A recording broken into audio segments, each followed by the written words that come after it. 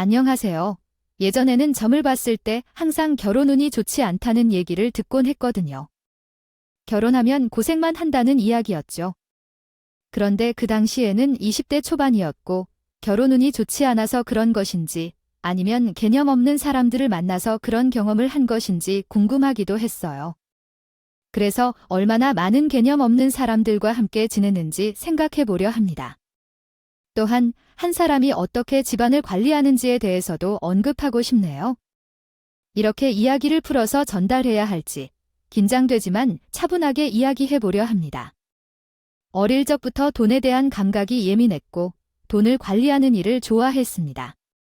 학업에서는 그렇게 우수한 편은 아니었지만 숫자에 대한 관심은 많았습니다. 예민했으며 도 또한 사람을 보기 시작했습니다. 그 결과 세무사라는 직업을 얻게 되었습니다. 세무사로 일하게 되면 사업을 하는 분들이 세금 폭탄에 맞지 않도록 도와주는 역할을 주로 합니다. 그래서 해당 분들을 주로 고객으로 삼고 있습니다. 그런 고객 중 한 명을 전에 만난 적이 있었습니다. 그분은 제 나이와 비슷했지만 사업을 성공시킨 모습을 보며 정말 대단하다고 생각했어요. 사실 우리 친정은 그렇게 여유롭게 살지 않기 때문에 젊은 나이에 부모님의 도움을 받아 사업을 하는 분들을 보면 부러웠습니다. 하지만 남편은 다른 고객들과는 달리 겸손한 태도를 보이고 있어서 저의 마음을 끌어당기는 것 같았습니다. 남편이 돈을 침착하게 관리하는 영감적인 면이 매력적으로 느껴졌다고 해야겠네요. 그래서 저희는 서로 마음이 같았죠. 사실 결혼에 대한 생각을 하지도 않았어요. 남편은 본인이 첫째로 만나서 얼마 안 된 사이에 결혼 얘기를 꺼냈어요. 저는 2에서 3년 정도 만나고 싶었는데 남편은 1년 정도 만나서 결혼하길 원했어요. 저도 결혼한다면 굳이 늦게 하지 않아도 될 것 같다고 생각했습니다. 사계절 정도면 그 사람이 어떤 사람인지 파악하는데 어려움이 없을 것 같았어요. 그래서 저희는 만난 후 곧바로 결혼식을 올렸어요. 시어머니는 저희 집안이 못 사는 부분에 대해 별다른 언급은 없었지만 탐탁지 않게 생각하는 것은 어느 정도 알고 있었어요. 또한 제가 세무사라는 직업을 가지고 있고 저희 부모님도 손 벌리는 분들이라는 점도 있었어요. 아니요, 결혼을 반대하는 것은 아니셨죠. 그래서 결혼한 후 약 10개월 동안 신혼생활을 했는데 그때쯤에 우리에게 첫째 아이가 생겼습니다. 그래서 저는 자연스럽게 회사를 그만두기로 했어요. 남의 돈을 다루는 것이 어려울 뿐만 아니라 신경도 많이 써야 되니 스트레스를 많이 받을 때도 있었거든요. 하지만 임신 중에는 스트레스가 좋지 않다고 하잖아요. 그래서 아이를 좀 키워놓고 나중에 다시 직장을 찾는 게 좋겠다고 생각했어요. 어떻게 보면 세무사 자격증이 있기 때문에 다른 사람들에 비해 비교적 쉽게 직장을 얻을 수 있다고 생각했거든요. 그렇게 우리 큰애가 걸음마를 시작할 쯤 도련님이 결혼할 여자가 있다고 하셨어요. 그때 들어와서야 계획을 세워야겠죠. 시댁에는 정말 별의 별 일이 일어났어요. 처음 동서에 대해 알게 되었을 때 시어머니는 돈이 많은 며느리가 생길 것 같다며 저한테 얼마나 호들갑을 떨었는지 몰라요. 너, 우리 둘째 만나는 애 이야기 들었어. 아니, 거기 사더니 그렇게 부자라 하더라고. 이번에 동서가 인사 온다고 하니까 너도 옷 좀 새로 사고 그렇게 해라. 우리도 좀 있어 보여야 무시를 안 당할 거 아니야? 첫째는 너무 돈을 안 보고 결혼했는데 그래도 둘째는 처가 덕 좀 보게 됐다. 시어머니가 그렇게까지 말씀하시니 저도 동서에 대해 궁금해지더라고요. 그래서 동서가 온다는 날에 나름 신경 써서 시어머니 집으로 갔어요. 한 30분 정도 기다리셨나요? 도련님이 동선될 분을 데리고 오셨군요. 그러나 빈손으로 오셔서 저와 시어머니는 서로를 쳐다봤어요. 부자라고 하던 시댁에 인사드리러 오는데 빈손이라는 것이 말이 안 되겠어요. 그래서 우리 시어머니께서 얼떨떨하게 인사하며 들어오라고 하셨습니다. 이런저런 이야기를 했는데 시어머니께서 사돈댁에 대해 물으셨어요. 아마 머릿속에서는 계속 그 생각만 하셨던 것 같아요. 그런데 내가 들은 바에 의하면 친정이 여유롭다고 들었던 것 같은데 그렇게 얘기하는 사람은 아니었는데도 그래도 인사하러 왔으니 빈손이라고 우리 둘째에게 들은 것으로는 80억짜리 건물이 있다고 하던데 시어머니께서 은근히 눈치를 주셨나 봐요. 웃으며 나는 갑자기 가방에서 서류 한 장을 꺼내 시어머니에게 건물에 관한 서류를 말로만 하는 것보다는 가족 대합 사이니까 직접 보여드리는 것이 좋을 것 같았어요. 우리 아버지 이름 이야기를 제대로 해주는 것이 서로에게 좋을 테니까요. 그러고 보니 집 전체가 딸뿐인지도 아주 똑 부러지게 들리네. 내가 의심하는 얘기는 아니고 그냥 궁금해서 묻는 거라 오해는 없겠죠. 그래서 나도 알아? 그렇게 보여드리려고 따로 준비한 거거든요. 이런 서류 한 장을 더 선물할 것 같아서요. 근데 너무 빈손이라 미안해요. 아유, 괜찮아요. 이제 가족 대화하는 건데 그런 형식이 왜 중요한지 모르겠어요. 그런 거 신경 쓰지 않아도 돼요? 괜찮아요. 동서가 보여준 서류를 보고 난 후 시어머니 태도가 확 바뀌었어요. 그리고 서방님이 결혼을 준비하는데 뭔가 이상한 게 있어요. 서방님이 저희 남편에게 전화해서 결혼 준비부터 혼수 등을 물어봤거든요. 그런데 대부분 결혼식은 여자 쪽에서 더 많은 것 같아요.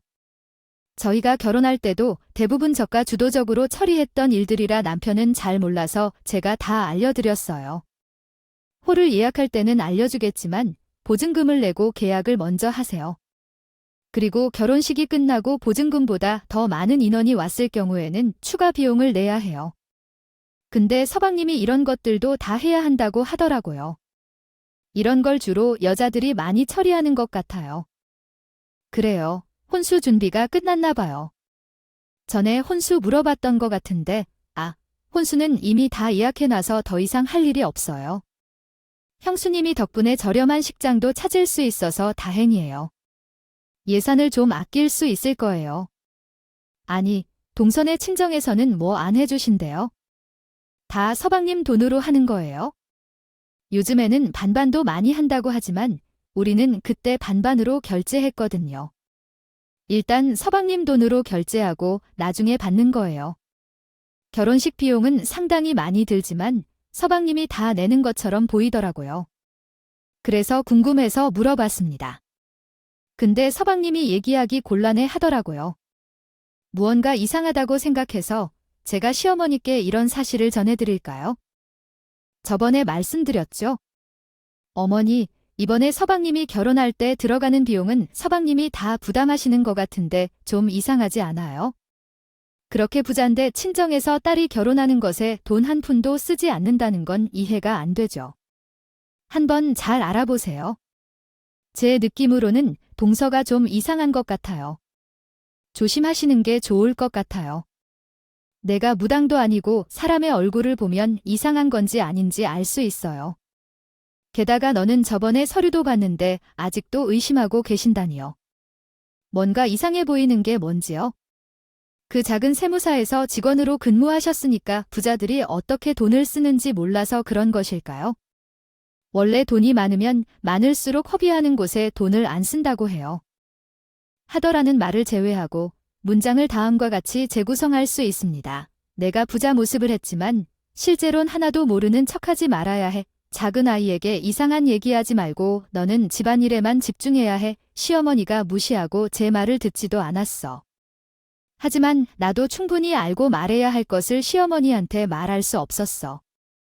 어느 날 시어머니가 나를 위해 보여줄 게 있다고 하며 나를 불렀어. 그래서 함께 가보니 한 건물을 보여주셨어. 그 건물이 동선 가족의 친정 건물이라고 하셨어. 거기를 보고 우리 둘째, 동생의 친정 건물이래. 내가 아내까지 데리고 다 들어갔는데 빈 상가가 없더라. 이 정도 건물만큼 갖고 있는 게 이렇게요. 사람인데 결혼식을 할 돈이 없어서 그래요. 원래 부자들은 서울보다 지방에 더 많다고 하더라고요. 그래서 서방님은 혼자 결혼 준비하는 것처럼 보이시고 걱정도 팔려 하셨다. 너희 친정과 같아 너야 못 사는 친정이 있는데 빈손으로 왔다고 하지만 우리 둘째 딸은 80억짜리 건물주의 딸이라 나중에 차차 갚을 거예요. 저는 계속 의심했지만 시어머니는 동생을 퍼주신 것만은 믿으시더라고요. 그래서 결국 서방님과 결혼하게 되었어요. 이제 결혼도 했으니 잘 살 것 같아서 신경을 끈차고 생각했는데 시어머니가 동생도 새로 들어왔으니 우리 집 집들이를 하자고 하셨어요. 제가 정리하는 걸 좋아하는 편이라 우리 집은 깨끗합니다. 불편하거든요. 그래서 시어머니는 정리정돈은 못하는 편이어서 본인 집을 치우기 싫어하시고 있어서 저희 집으로 오셨던 것이었죠. 사실 저희 집에 오기는 싫기도 했지만 어떻게 해야겠어요 하고 받아들이기로 했습니다. 그렇게 동서 씨를 맞아줬어요. 하지만 동서 씨는 처음 저희 집에 오실 때에도 빈손으로 오셔서 아무런 기대도 하지 않게 되었죠. 동서 씨는 그냥 그런 사람일 거라 생각하고 제가 손 아래뿐이니까 이해하고 넘기기로 했습니다. 그런데 동서 씨는 우리 집을 보고도 계속 하더라고요. 이쪽 방은 30평 안 되는 공간인데 제 친구들 집 중에서는 아이가 있는 집들이 정말 너저분했었는데요. 또한 작은 집은 청소하기가 어려운데 동서 씨는 큰 평수도 불편하다고 하더라고요. 아니요. 우리 집에는 작은 아이도 있지만 아주 깨끗해요. 30평대 아파트는 아니지만 동서가 작아도 평소에 깨끗하다고 얘기했어요. 기분이 나빴지만 그냥 걷어서 할 말은 없잖아요. 그래서 웃으면서 청소하는 걸 좋아한다고 말했죠. 정리하거나 청소하는 것을 좋아해서 그래서 집에 있으면 사부작사부작 정리하게 되네요. 아이가 어려도 정리를 바로 하면 그렇게까지 지저분해지지 않더라고요. 또한 우리 아이가 조용히 놀기도 하고 건물 관리해 주시는 분도 했으면 좋겠어요. 얼마나 대충 하는지 마음에 안 들어요? 종종 다른 분들에게 불평도 들어오고 그래서 다른 사람을 알아보고 있는데 마음에 드는 사람도 없고요. 같은 분이 우리 친정부모의 건물을 관리해주면 건물값도 더 오를 것 같은데 건물 관리를 어떻게 하는지에 따라 시세가 달라지거든요. 동서는 갑자기 본인 건물 얘기를 하면서 청소해줄 사람이 필요하다고 얘기했습니다. 이때 속으로 설마 나한테 건물 청소를 맡기려고 하는 건가 싶었어요. 집 관리하는 거랑 건물 관리하는 건 차원이 다른 거잖아요. 하지만 더 이상 말에 섞으려다 덤탱이 있을까 봐 그냥 가만히 있었습니다. 근데 시어머니가 저희 대화에 끼어들면서 저에게 동서 친정 건물 청소를 도와주라고 하더라고요. 그래서 사람 구하는 게 원래 어려워 마음에 드는 사람을 찾는 것도 힘들고 그냥 첫째가 둘째 하려는 게 좋지 않을까 싶습니다. 건물 가서 청소 좀 해주세요. 너는 정리하는 것도 좋아하고 청소도 잘하잖아요. 내 집 청소랑 건물 청소가 얼마나 다른지요? 그리고 제가 집에서 놀고 있는 사람도 아닌데 저 이제 애도 커서 슬슬 경력을 살려서 일하려고 알아보고 있는 중이라 제가 하기는 어려울 것 같아요. 차라리 지금 건물 청소를 하시는 분들한테 더 돈을 주시는 게 어때요? 내가 하면 그 사람들한테 돈을 안 줘도 되겠죠? 그리고 내가 쉬엄쉬엄 하면 되는 거니까? 두 번째, 제가 저렇게까지 고민하는데 그리고 내가 경력이라 해봤자 살림밖에 더 있어요. 두 번째, 제가 너 살림하는 거 마음에 드는 거 같으니까 너가 좀 가서 관리 좀 해주세요. 내 혼자 하기 힘들면 두 번째, 너도 같이 해야겠죠? 도와주세요. 가족끼리 돈을 주고 받지 않는 게 가족 관계에 좋은 것이다. 제가 이게 거절 의사를 보이면 둘 다 괜찮다고 할 수 있지 않나요? 그런데 저랑 시어머니 얘기를 조용히 듣더니 감사하다고 하더라고요. 형님, 감사합니다. 형님이 건물 관리해 주시면 저는 정말 감사할 거예요. 가족끼리 돈을 주고받는 건 조금 그렇다고 생각해요. 종종 제가 조카에게 옷이나 간식 같은 거를 사줄게요. 그래, 그러면 되겠네요. 그냥 조금 돈을 받아서 넓은 집 청소를 하면 되는 거지요. 가족 간에 좋다는 것은 서로 힘들 때 도와주고 그런 거지요. 시어머니가 계속해서 나를 무시하더라고요. 그래서 시어머니랑 대화 없이 남편이랑 대화를 나눠야 할 것 같아요. 제 와이프가 어려운 상황에 처했을 때 한마디 해줄 수도 있는데 저는 그런 얘기를 듣고 있는데도 불구하고 가만히 앉아서 한마디도 안 하고 멍청한 듯이 있었거든요. 저 아까 시어머니랑 대화하는 얘기를 명백히 들었는데도 진짜 동선에 건물 청소하러 가라는 말을 했어요. 당신도 함께 가라고 하는데 화도 안 나실 수도 있겠죠.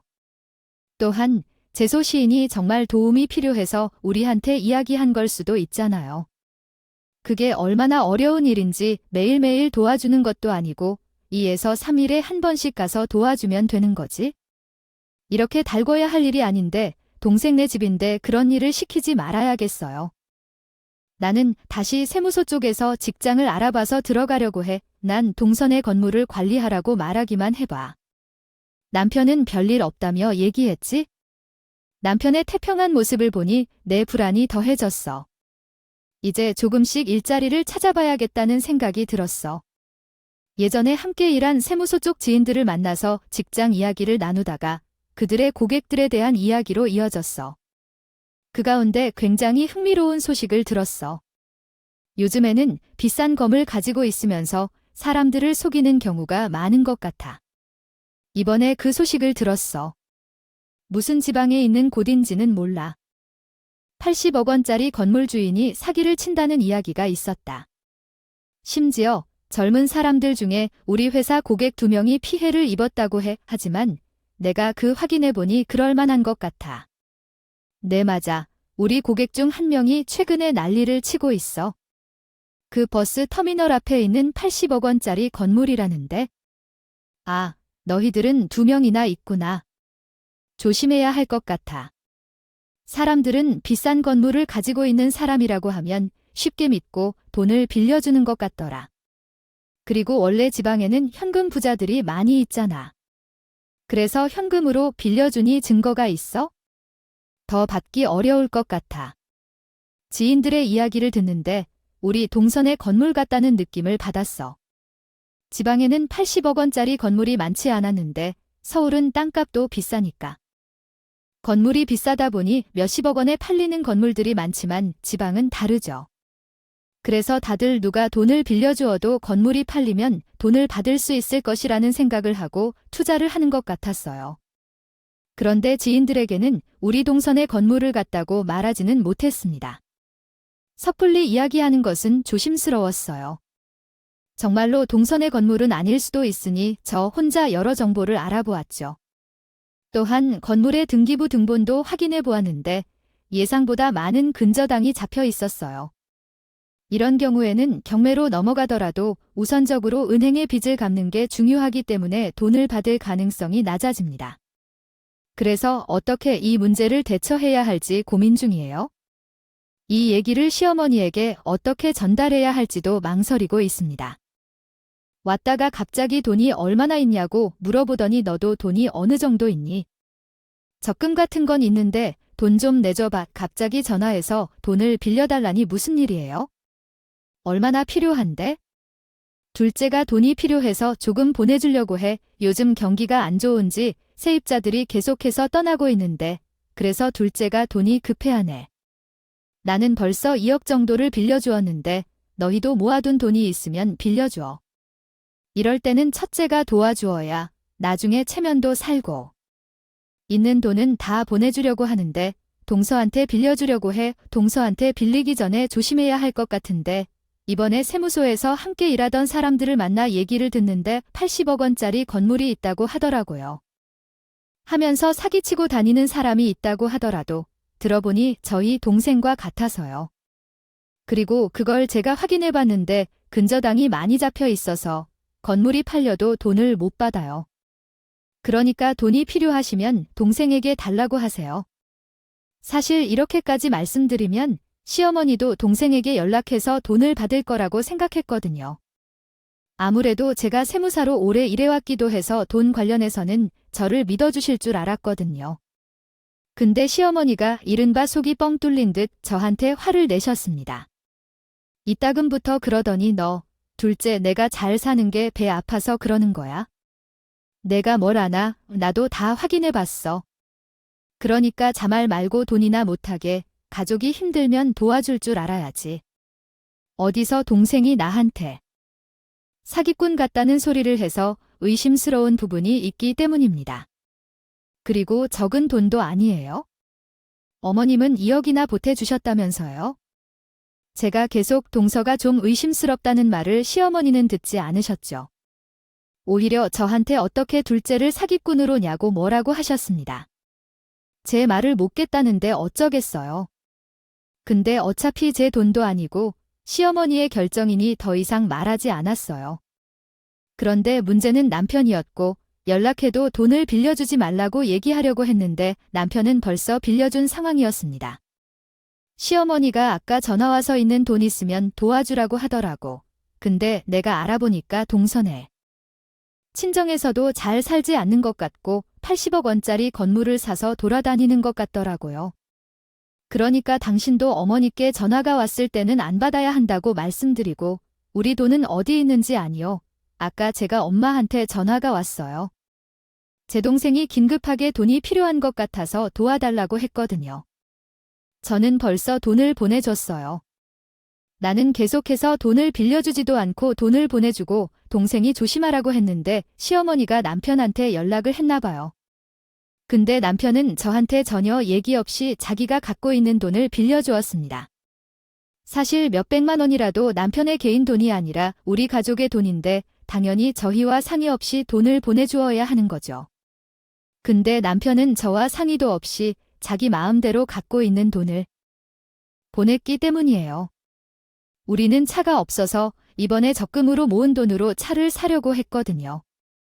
그 돈을 남편의 통장에 넣어서 이자를 좀 올리려고 했던 건데 그 돈을 나한테 말없이 홀랑 시어머니에게 보냈더라고요. 너무 화가 나서 남편에게 소리쳤습니다. 그 돈이 어떤 돈인데 왜 우리 돈을 당신 마음대로 보내주는 거예요? 우리가 사려고 모은 돈인데 2만 원도 아니고 몇 천만 원이나 되는 돈을 어떻게 나한테 말없이 보내줄 수 있는 거예요? 그런데 제가 계속 화를 내니 남편도 갑자기 제게 너무한 거 아니냐고 했어요. 근데 당신이 너무한 거 아니에요? 왜 이렇게 제 수를 못 잡아서 그러는 거야? 그러니까 사람들이 손을 잘 사는 사람을 싫어하는 사람을 돕는 거야. 어려울 때도 도와주고. 그러기 때문에 그리고 이럴 때 잘해줘야겠지. 나중에 그 건물의 한 자리를 우리가 줄 수도 있겠지. 그것은 건물이 동선의 친정 건물이 아닐 수도 있는데 어떤 건물의 한 자리를 줘 당장 차용증을 쓰고 공증을 받고 더 이상 돈을 주지 마세요. 만약 여기서 더 빌려주면 우리는 이혼해야 해요. 돈을 하나도 빌려주지 않았으면 좋았겠지만 벌써 남편이 보내준 상황이었으니 더 이상은 절대 안 된다고 못 박았어요. 그리고 저는 증서를 받으라고 했는데 근데 남편이 알겠다고 하면서 차이를 미루더라도 어떻게 받을 수는 없을까 생각했다. 그러면서 우연히 동서가 항상 말하는 80억짜리 건물의 등기부등본을 정보를 보니 대체적으로 권리자 주소가 주로 서울이나 그 주변 지역으로 되어 있습니다. 하지만 몇 군데 제주도 주소도 있더군요. 그래서 동선이 제주도인 것 같아요. 만약 부모님이 제주도 사람이시면 좋겠지만 아니라면 괜찮아요. 그럼 동서에게 전화를 돌려 물어봤어요. 동서는 잘 지내고 있는데 제 친구가 이번에 제주도에 가는데 맛있는 식당을 알고 싶다고 했어요. 동서는 제주도를 잘 알고 계시니까 친척이 있나 봐요. 네, 우리 친척은 제주도 아니라 서울에 사시죠. 제주도에는 자주 가봤지만 주로 따라다니기만 해서 어디가 맛있는지 와닿지 않아요. 잘 모르겠어요. 동서는 제주도에 살았다고 한 적이 없어요. 아닌가요? 그러면 제주도는 여행만 간 거겠죠? 저는 제주도 출신이 아니에요. 다른 사람과 혼동한 걸 수도 있겠네요. 그래도 형님, 저는 돈이 많이 부족해서 그런데 돈을 좀 빌려주실 수 있으세요? 돈이 있다면 빌려주겠지만 지금은 전혀 없네요. 지금은 우리 아이들 때문에 급한 돈이 필요해서 나중에 다시 연락할게요. 동서는 제주도에 살 적이 없고 친정 부모님도 계시지 않다고 하더라고요. 그 말을 듣자마자 머리가 멍해지는 기분이었죠. 예전에 동명이인으로 사기를 쳤던 사람이 있었거든요. 그래서 혹시 동서의 친족 생각하기도 했었지만 잘못된 것 같습니다. 아버지와 동명이인인 분의 건물이 동쪽과 서쪽으로 나눠져 있는 것인지 궁금했습니다. 그래서 동쪽에 대한 의심이 커져가고 있는데 어느 날 남편이 저희 집을 담보 잡아 동쪽을 도와주자는 말을 하더군요. 이번에 재수 씨가 전화를 해와서 돈이 급하다고 하더라고 하는데 하지만 저는 갖고 있는 것이 하나도 없어요. 그래서 우리 집을 담보 잡아서 재수 씨를 도와주는 것이 어떠냐고 제안했어요. 이렇게 어려울 때 잘해주어야 나중에 우리도 뭔가 돌아오지 않을까 생각했거든요. 감사한 마음에 우리에게 상가 자리 하나를 줄 수 있을 것 같아요. 거기에 들어가서 장사하면 대박 날 것 같아요. 어때요? 저희 집은 저와 남편 그리고 공명이가 소유하고 있으니까요. 만약 공동명의가 아니었다면 벌써 주택담보대출을 했을 텐데요. 다행히도 우리 집의 공동 소유자였기 때문에 나 혼자서 마음대로 결정할 수 없었어요. 그래서 상대방을 설득하여 추가로 돈을 받고 싶어 했는데 그건 절대 안 되겠죠. 이해가 안 되는 이야기네요. 도대체 왜 집을 담보로 잡고 있는 상태에서 상대방을 도와주어야 하는 거죠? 이번에도 이미 얘기했듯이 돈을 더 빌려주면 우리 둘의 관계가 깨질 것이며, 그리고 상대방이 거짓말을 한다고 하는데 제주도에 산 적이 없다고 해도 건물주로서 권리자 주소가 제주도이기 때문에 이상한 게 아닐 수도 있어요. 제주도에서 잠시 살았을 때 체결한 계약이 중요하니까 이름이 같다고 해서 깊이 생각하지 말고 좀 돈을 보태주시길 요청드릴게요. 하지만 돈을 빌려주게 되면 환불받을 수 없을 것이고 어머니께서도 자녀에게 그 돈을 돌려받지 못하게 될지도 모르겠어요. 2억 정도인 것 같은데 님도 아직 받지 못했다면 우리는 못 사는 거야. 투자를 해야지. 집 담보대출이 안 된다면 장인이나 장모에게 돈 좀 달라고 해서 받아와야 해. 당신이 결혼할 때 아무것도 못 받았잖아. 지금이라도 달라고 해야 해. 갑자기 남편은 우리 집까지 얘기하며 돈을 가져오라고 했어요. 그러니까 갑자기 동서를 비교하기 시작했습니다. 솔직히 내가 이런 말까지 안 했는데 내가 동생이 결혼할 때 얼마나 부르는지 알아. 당신 네 친정의 건물은커녕 돈이 있기나 하니까 뭐가 있을까? 그래서 나는 아무것도 못 받고 결혼했잖아. 그런 서방님은 못 받았어.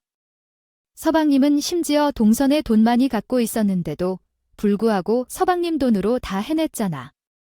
그런데 나는 그래도 결혼식이나 집 살 때 반반 다 부담을 나누는데 정말 뭐가 문제인지 모르겠어요.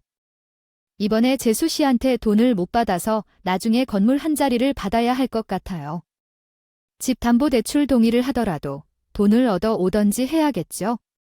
동서한테 돈을 빌려주는 문제라도 얼마나 많이 남편과 싸우고 있는지 모르겠어요. 그래서 남편도 우회적으로 우리 친정에 연락해서 돈을 받아올 거라고 했대요. 때로는 화기애인 때나 엄두를 못 내는 말을 할 때가 있으니 남편도 마찬가지로 그러한 것일 거라고 생각했어요. 그리고 솔직히 몇 일 안에는 사과할 줄 알았었거든요. 하지만 정말 저희 친정 부모님께 연락을 했다고 하더라고요. 제가 진짜로 제 친정 부모님께 연락해서 돈을 달라고 할 줄은 생각도 못했습니다. 제 엄마가 제게 전화를 해서 이 사실을 알게 되었어요. 너희 집에서는 이제 무슨 일이 있나요? 엊그제 정방이 전화를 했을 때 돈을 좀 빌려달라고 했더라고요.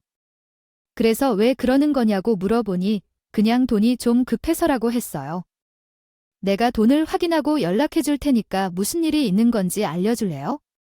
얼마나 돈이 필요한 거죠? 엄마가 만들어서 보내줄 테니까 서로 싸우지 말고. 그 사람이 엄마에게 전화를 했다고 하더라고. 돈을 안 줬다고 해. 뭐 좋지? 갑자기 돈을 달라고 하면 현기증이 나고. 하지만 너희가 급한 거면 은행 가서 조금이라도 꺼내볼까 했어요. 왜 그런지 궁금하네요. 결혼할 때 내가 도와주지 못해서 이번에라도 도와줄게요. 얼마나 필요한지 말해봐. 에휴, 엄마가 돈이 별로 없어서 미안하다고 하면 도와주지 않았던 것도 아니고. 정말 부모님한테 전화해서 돈을 받아도 될까요? 달라고 할 줄은 상상도 못했거든요. 심지어 뭐라고 했는지 마가 미안하다고 하더라도 그 말을 듣는데 욕심에 눈이 멀어서 다들 바보가 되었구나 싶었습니다. 그리고는 며칠 뒤 시어머니가 저희를 부르셨는데 동선의 집으로 모이라고 하더라고요. 그래서 가보니 정말 가관이었습니다. 동선의 신혼집은 신축에 살림 차린 지도 얼마 되지 않았잖아요. 근데 방에는 아직 뜯지도 않은 박스들이 쌓여 있고 집에 가구가 없어요. TV 이런 거면 이해라도 하겠는데 냉장고가 없어요. 그것보다도 저는 특히 빈 박스를 집에 놓는 걸 무척이나 싫어하는데 보는 순간 질려버리더라고요. 소파 위에는 옷가지들이 널려 있고 간신히 공간을 만들어 잠깐 무르는 것조차 힘들었습니다. 자리에 앉았더니 시어머니께서 말씀하시는 겁니다. 둘째 아이가 돈이 급하다고 해서 우리는 가족인 것이겠네요. 몇 달 동안 상위아래 자리를 준다고 했으니까 이제 너도 그만 고생하고 너도 동서 아이야. 그니까 도와주도록 해야 해. 또한 큰 아이가 왜 의심하고 걱정하는지 알겠는데 우리 둘째 아들이 이미 다 확인했다고 하더라고요. 본인 남편마저 나서서 확인했다는데 그건 거짓말이라고 하는구나. 이런 얘기는 그만하고 돕고 싶을 때 도와주자. 그리고 여기까지 전화한 이유가 그겁니다. 사과라도 드릴 줄 알았는데 다시는 제 앞에서 돈에 대해 이야기하지 말아주시고요. 우리는 상가를 받을 생각도 없으니 동서도 다른 사람에게 물어보도록 해. 더 이상 긴 소리 하지 않을게. 그래, 너는 원래 없는 집에서요. 태어나서 생각하는 것이 딱 그 정도야? 잘됐다. 너 온 김에 여기 청소나 싹 해주고 가라. 돈이 없어서 못 도와주면 그걸로라도 도와야지. 둘째야. 가서 빗자루랑 봉지를 들고 오거나 큰애가. 다른 건 몰라도 청소는 잘 하거든. 순간 너무 화가 나서 남편을 쳐다봤는데 남편은 아무 말도 하지 않고 가만히 있었어. 그러더니 남편이 뭘 쳐다보냐고. 당신이 돈 주기 싫다면 솔직히 할 말 없는 거 아니야. 다른 식들은 다 상없게 생겼는데 나는 마누라를 잘못 만난 덕분에 평생 월급쟁이로 눈치 보며 살게 되었어. 내가 뭘 어떻게 바라는 거야? 가서 청소나 해. 당신 그거 잘하잖아.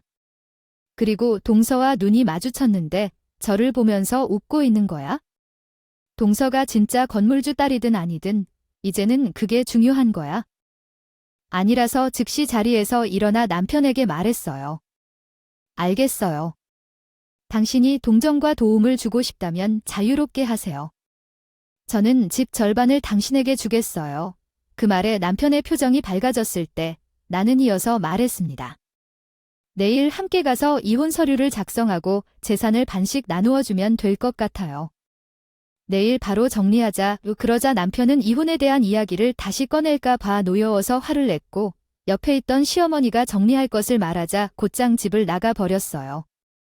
다음 날 정말로 이혼 서류를 작성했는데 사람의 욕심은 정말 무서운 것이라는 것을 깨달았어요. 남편이 그 서류에 도장을 찍어 버렸더라고요. 정말 기가 막혀서 한 달이 지났을 때입니다. 시어머니에게 전화가 왔습니다. 아니, 어떻게 사람이 그럴 수가 있느냐. 너는 걔가 이상한 걸 알고 있었으면 나를 말렸어야지. 그걸 보고만 있으면 어떡해? 아휴, 너 무사해서 이랬다고 했잖아. 이거 뭐 어떻게 받을 수 있는 방법이 없어. 받자마자 전호가 앓는 소리를 하길래 저는 무슨 소리를 하는지 단번에 알 수 있었습니다. 동서가 결국 사라졌다고 하더라고요. 제가 몇 번이나 말씀드렸잖아요. 서가 말한 거라고요? 근데 어머니가 제 말을 믿으셨던 게 다 인광보인 거예요. 제가 단호하게 말씀드리니 갑자기 시어머니는 울면서 저에게 돈 좀 받을 수 있는지 알아봐 달라고 했습니다. 너희 동서가 거짓말한 게? 아니라 우리 둘째 아들인 민식이가 사라져버려서 지금 집안이 발칵 뒤집힌 소리를 듣고 있어요. 너무 충격적이었어요. 동서가 꾸민 일이 아니라 서방님이 꾸민 일이었다니 그것까진 정말 생각도 못했거든요. 지금 와서 생각해보면 결혼 준비도 서방님이 직접 했고 그때도 군소리 없이 불만 없이 혼자 다 하길래 저는 서방님이 욕심이 많거나 동서를 엄청 사랑하거나 둘 중 하나라고 생각했는데 너무 충격적이고 아무런 말도 할 수 없었습니다. 둘째야, 너밖에 없다. 피 같은 내 돈 3억이 거기에 들어갔어. 그 돈이 나한테 얼마나 중요한지 너 알지? 심지어 내 집까지 팔아서요. 도와줘서 내가 친할 곳이 없어. 그러니까 내가 아는 세금 전문가들이 통해 다시 돈을 받을 수 있는 방법 조사해봐. 방법이 있을 거야. 너만 믿고 있으니까. 제가 시어머니에게 그 돈을 받지 못한다고 말하고 끊었는데 그에게 남편이 연락해서 큰 소리를 내더라고 하더라. 진짜 적반하장도 없었어. 다른 곳에서 뺨을 맞고 돌아와서 제게 분노를 터뜨리는 거였어? 우리 엄마가 이렇게 강하게 말하는데 알아봐 줄 수 없어. 그래도 한때는 가족이었잖아. 끝까지 다루기 싫어 이렇게 하려고. 우리가 함께 결정한 거고 나와 어머니의 결정이야. 지금 내게 미안한 거라도 있지 않나. 더 이상 큰 소리는 치지 마. 몇 번이고 거짓말이라고 얘기했어. 하지만 너희 둘 다 내 말을 듣지 않아. 놓고 왜 이제 와서 나한테 그러죠? 해결하자. 그래, 내가 잘못했어. 아니, 나도 당신이 그럴 줄 알지 못했는데 동생까지 그럴 줄 누가 알았겠어요. 너무 답답한 상황인데 당신도 그러니까 제가 잠시 정신이 이상해진 것 같아요. 잘못한 건 맞죠? 수습할 테니까 제발 당신도 좀 도와주세요. 나와 엄마는 지금 머무를 집이 없어요. 그동안 당신이 동서한테 돈을 빌려주고 싶어서 우리 친척 집에도 말씀했고 제게 동서와 비교하며 동서처럼 좋은 여자를 못 만나서 후회한다고 했잖아요. 그러니까 이제 다른 사람 말고 도와주실래요? 돈 많은 여자라면 당신이 속은 돈도 갚아줄지도 모르겠어요. 그런 여자가 있을까요? 알 수 없겠지만 남편과는 연락을 끊었어요. 얼마나 여러 번이고 남편이 미안하다고 해도요. 연락했는지 몰라요. 그런데 저는 벌써 마음 정리가 끝난 상황이었어요.